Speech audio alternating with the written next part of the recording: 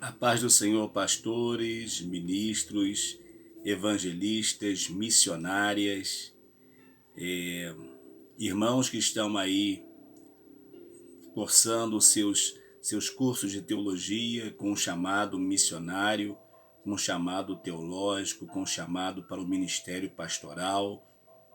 Já trabalham como um presbítero na igreja, ou até mesmo diáconos que às vezes são convidados para estar exercendo uma função muito importante na igreja, um ofício muito importante na igreja, quando se tem que fazer uma cerimônia fúnebre.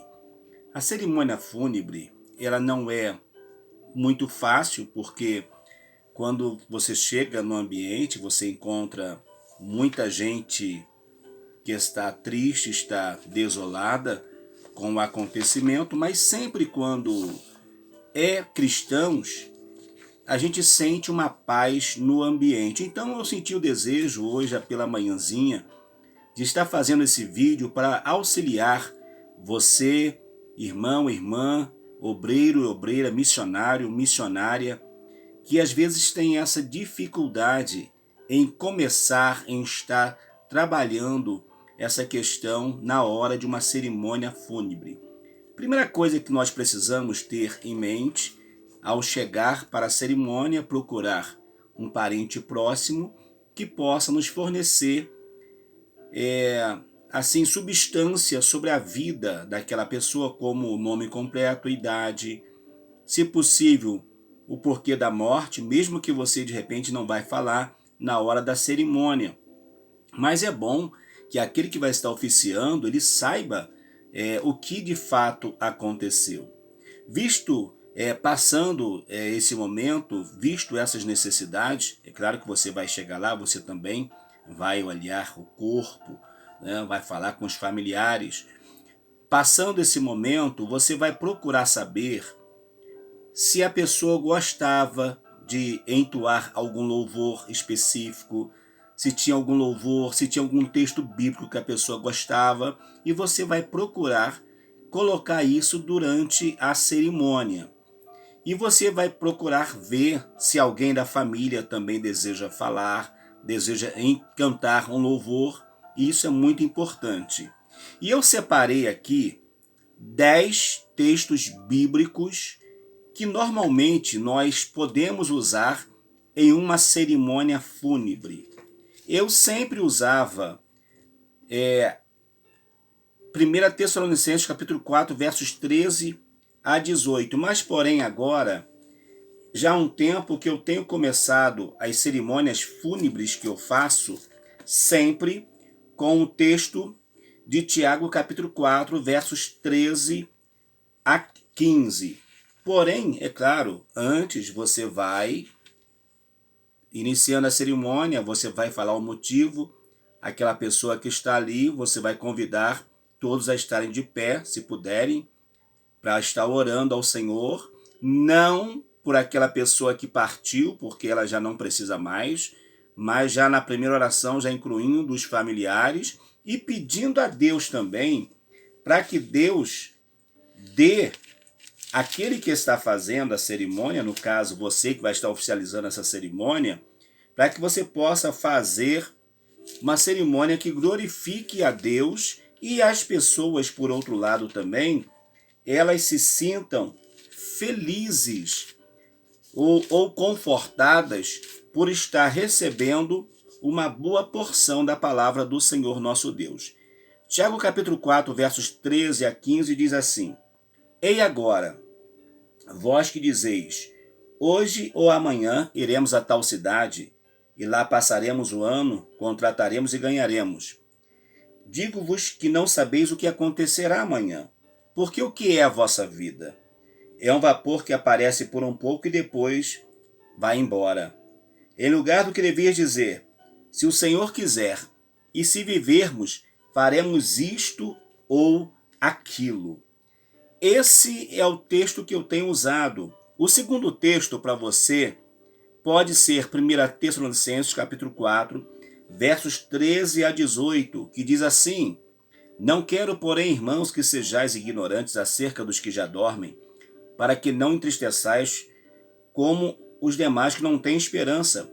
Porque se cremos que Jesus morreu e ressuscitou, assim também aos que em Jesus dormem, Deus os tornará a trazer com ele. Dizemos, pois, isto pela palavra do Senhor, que nós, os que ficarmos vivos para a vinda do Senhor, não precederemos os que dormem. Porque o mesmo Senhor descerá do céu com alarido, e com voz de arcanjo, e com a trombeta de Deus. E os que morreram em Cristo ressuscitarão primeiro. Depois nós, os que ficarmos vivos, seremos arrebatados juntamente com ele nas nuvens, a encontrar o Senhor nos ares. Aí ele continua dizendo, portanto, consolai-vos uns aos outros com estas palavras. Então nós vamos observar, nós vamos ter em mente o quanto é importante nós usarmos a palavra de Deus, porque não vai ser a nossa palavra que vai consolar. A nossa palavra pode até ajudar, mas no profundo, o que vai consolar de fato aquela família que está sofrendo é a palavra de Deus.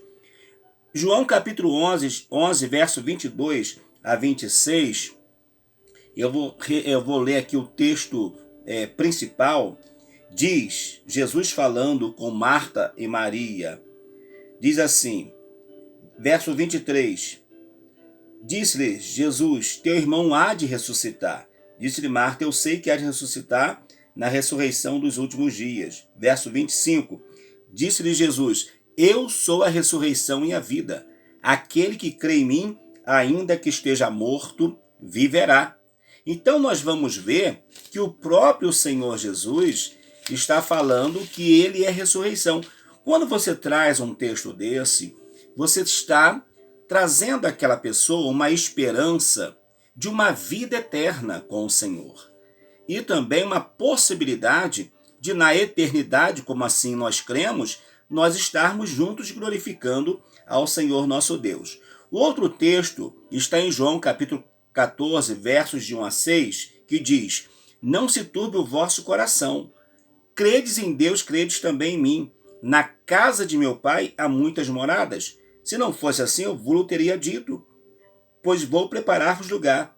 E se eu for e vos preparar lugar, virei outra vez e vos levarei para mim mesmo, para que onde eu estiver, estejais vós também. Mesmo vós sabeis para onde eu vou e conheceis o caminho. Verso 6, disse-lhe Jesus, eu sou o caminho, a verdade e a vida, ninguém vê o Pai senão por mim. Então você, além de estar trazendo uma palavra que vai garantir àqueles que estão ouvindo que aquele irmão, aquela irmã está com o Senhor, você aproveita para evangelizar, dizendo que se aquela pessoa fez aquela escolha de estar com o Senhor Jesus, cabe agora também os familiares estarem fazendo a mesma escolha para que possa também estar com o nosso Senhor e Salvador Jesus Cristo. Apocalipse 21, 4 diz assim, Deus limpará dos seus olhos toda lágrima, e não haverá mais morte, nem pranto, nem clamor, nem dor, porque já primeiras coisas são passadas. Ou seja, você vai usar esse texto para dizer para as pessoas que aquele irmão que de repente esteve em um sofrimento devido a uma enfermidade, uma situação extrema, ele agora não mais sofrerá dano algum, não terá mais problemas algum, porque agora ele vai aguardar a ressurreição, como nós lemos lá em Tessalonicenses, e ele vai ter o seu corpo transformado, glorificado. E isso vai ser algo assim maravilhoso. Outro texto que nós podemos usar, eu estou te dando 10 referências. Eu estou agora indo para a 6ª referência dentro dessa temática. Eu vou deixar na descrição do vídeo essas referências para ficar mais fácil para você que está chegando agora, tá bom? Eclesiastes, capítulo de número 3, versos 1 e 2. Diz o seguinte, Eclesiastes, tudo tem um tempo determinado e há tempo para todo o propósito debaixo do céu. Tempo de nascer e tempo de morrer. tempo de plantar e tempo de arrancar o que se plantou. Porque isso é muito fácil quando a pessoa questiona, por exemplo, por que Deus levou o meu parente, o meu esposo, a minha esposa, o meu filho? Por que Deus levou o meu filho tão jovem? Então nós precisamos ter uma palavra para dizer para essas pessoas que há um tempo determinado para tudo. E é uma certeza que nós temos, que ao nascer, nós sabemos que nós iremos morrer.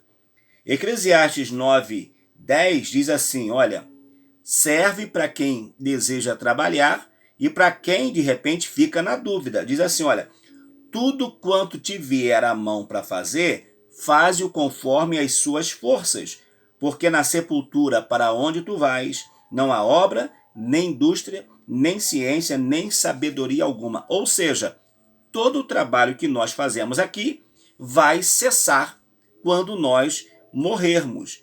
E agora, a nossa referência é Eclesiastes 12, verso 7, diz assim, olha, e o pó volte à terra como era, e o espírito volte a Deus que o deu.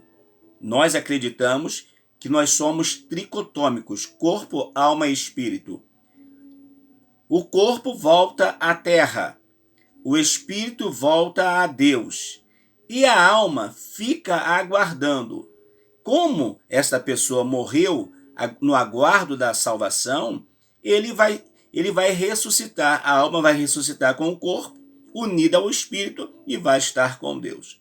Agora, caso a pessoa morra sem acreditar na salvação, o que vai acontecer? Esta pessoa, ela vai viver afastada de Deus e será a sua alma junto ao corpo que irá pagar essa conta, porque o espírito vai estar com o Senhor. Então diz isso, e o verso 13 e 14 diz assim, olha, no mesmo capítulo diz assim, olha, de tudo que se tem ouvido, o fim é, teme a Deus e guarda os seus mandamentos, porque este é o dever de todo homem, porque Deus há de trazer a juízo toda obra e tudo aquilo que tiver feito, tiver encoberto, quer seja bom, quer seja mal. Então, aquela pessoa que está ali pode ser um servo de Deus, uma serva de Deus temente, mas muitos que estão ali, de repente, não têm essa fé. Então, é o momento de você também trazer esta palavra de evangelismo. E esta referência, eu vou até colocar essa referência aqui, por quê? É muito importante, porque Deus trará a juízo aquilo que nós fizemos, quer seja coisa boa, quer seja coisa má. E agora, eu tenho usado também nos meus, nas cerimônias que eu faço, eu ia dizer assim, nos sermões que eu faço, de cerimônia fúnebre, os Salmos 127, no verso 1 e 2, que diz assim, se o Senhor não edificar a casa, em vão trabalham os que edificam, e se o Senhor não guardar a cidade, em vão vigia a sentinela. Inútil vos será levantar de madrugada, repousar tarde, comer o pão de dores, pois assim dá ele ao amado os seus sonos. Ou seja, não adianta a pessoa se esforçar só para esta vida aqui. É importante, mas não é fundamental. Precisamos edificar a nossa vida no mundo espiritual. A nossa vida precisa ser edificada em Cristo. Por isso que o Senhor fala, se o Senhor não edificar, o que acontece? Em vão trabalham os que edificam. Ou seja, se Deus não edificar a minha vida, e se Deus não tiver edificado aquela vida daquela pessoa que está sendo velada, está sendo feito o seu culto fúnebre, o que vai acontecer?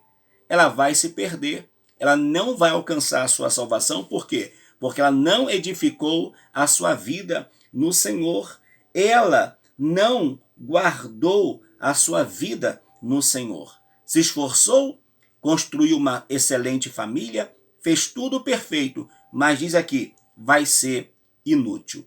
E por fim, amados, nesses primeiros 10 versículos, nesse nosso esboço de uma breve cerimônia fúnebre, tem o Salmos 23, que você pode incluir em todas as tuas cerimônias fúnebres, principalmente no final das cerimônias, ou até mesmo quando o corpo já estiver, perdão, lá no cemitério para ser sepultado, se tiver essa oportunidade, é claro, de você recitar esses Salmos 23 com todos presentes, porque muita gente, mesmo sem ser cristãos evangélicos, eles sabem esses salmos. Esse Salmos 23 ele é muito conhecido, mas eu vou ter o prazer de ler para você agora, só para a gente guardar. Quem sabe alguém vai ter a curiosidade de ver esse vídeo e Deus vai falar com essa pessoa por meio desse salmo.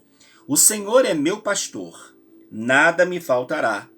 Deitar-me faz em verdes pastos, guia-me mansamente a águas tranquilas. Refrigera a minha alma, guia-me pelas veredas da justiça, por amor do seu nome. Ainda que eu andasse pelo vale da sombra da morte, não temeria mal algum, porque tu estás comigo, a tua vara e o teu cajado me consolam. Preparas uma mesa perante mim, na presença dos meus inimigos. Unges a minha cabeça com óleo e o meu cálice transborda. Certamente que a bondade e a misericórdia me seguirão todos os dias da minha vida, e habitarei na casa do Senhor por longos dias. Vocês observaram bem? O maior inimigo que o homem tem é o pecado e a morte. O pecado e a morte.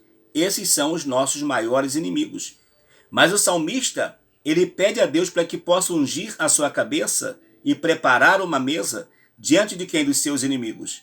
Então a morte, o pecado, não terá domínio. O inferno não terá domínio sobre a minha vida.